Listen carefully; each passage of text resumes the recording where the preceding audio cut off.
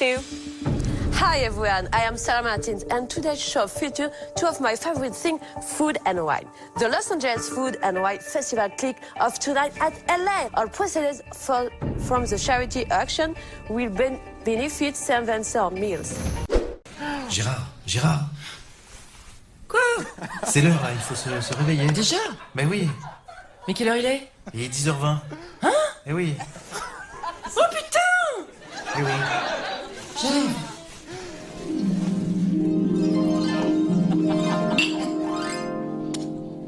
Ça va mieux? Tant que j'ai pas pris mon café.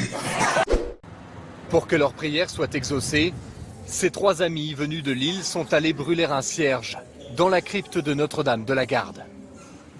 Dear God, I just wanted to hit you up and say thank you for some things. Like thank you for Shrimp Life, thank you for creating weed, and thank you for women. Thank you for beer and tacos, for real. Also, I dropped my phone in the toilet at Coachella, and it'd be really nice if you could do some magical God stuff and, you know, make it reappear. À chaque fois qu'on parle des quartiers nord de Marseille, et particulièrement de Bassins...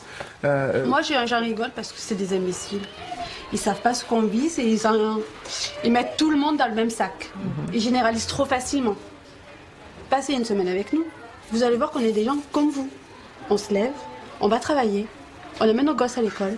C'est tellement facile de dire oh, ouais, elle habite la cité, c'est bon, elle touche le shit, elle fume, elle vend, elle garde. Non. Non.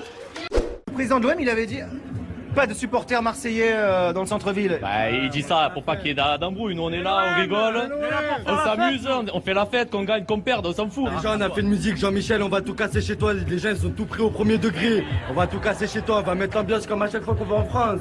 Ça faut arrêter, les gens. Casser en marseillais, ça veut dire faire la fête. Faire la fête. Vous connaissez pas ce langage, c'est ça, c'est chez nous. On est quoi? On est devenu le spectacle. À un moment donné, j'appelais Bassins le spectacle. Le cirque. Et on peut dire les quartiers, nani, nana. Mais les petits jeunes, ils sont respectueux. Quand ils voient une mémé ou quand ils me voient à moi ou n'importe qui avec des courses, ils sont toujours là, nos jeunes, en train de nous donner. Ils nous aident, hein. Il ne faut pas être mauvaise langue. C'est ce que je disais. Elles ont dansé, chanté sous la pluie. 16 comédiennes noires réunies ce 16 mai en haut des marches. Non pas pour défendre un film, mais pour combattre les clichés racistes dans le cinéma. Noir a illuminé le tapis rouge. Ouais. Le grand écran est-il trop pâle? En 2017, sur les 2617 rôles distribués dans le cinéma français, 171 ont été attribués à des acteurs perçus comme noirs, pour reprendre la terminologie du Conseil supérieur de l'audiovisuel. 31 d'entre eux sont des rôles principaux. Ce qu'on vit, il y a beaucoup de gens qui ne sont pas noirs, qui le vivent dans le cinéma français, qui sont asiatiques, arabes, enfin, qui sont dans des différences de peau visibles, qui fait qu'ils sont marginalisés et qui n'ont pas accès à beaucoup d'opportunités dans le cinéma français. Qu'est-ce qu'on vous répond, que les producteurs vous répondent Le public n'est pas prêt. Alors ça, c'est un truc qu'on a beaucoup entendu. Souvent, quand on voit un noir à la télé, il faut le justifier. Pourquoi sa couleur? Il y a même des réalisateurs qui ont envie de proposer un acteur noir, mais c'est pas justifié dans ton scénario que la personne est noire. Et c'est ça qui est dommage. Et à Marseille, on a un truc. Vous savez, je sais plus comment c'est, qui saute pas et pas marseillais. Alors je vous propose de vous lever.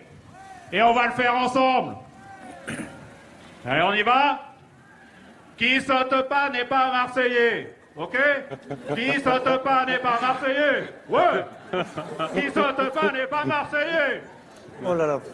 Mais il y a une vraie bonne raison de ne pas regarder le match ce soir.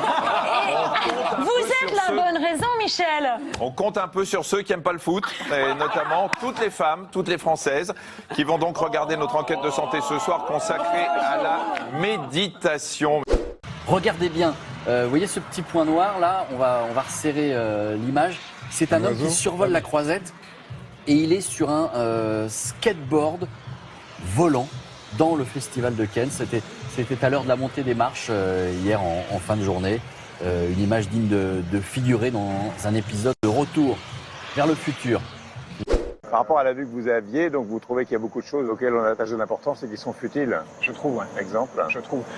Exemple, On s'obstine à dresser des frontières qui sont complètement invisibles depuis l'espace.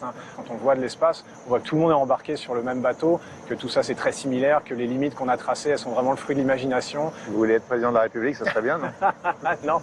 Non, parce que je pense que c'est un job très difficile. Moi, j'ai une position assez facile. Une question qui nous brûle les lèvres. Il se dit que vous pourriez peut-être devenir un jour ministre de la Culture d'Emmanuel Macron. On ne l'a pas proposé, alors voilà.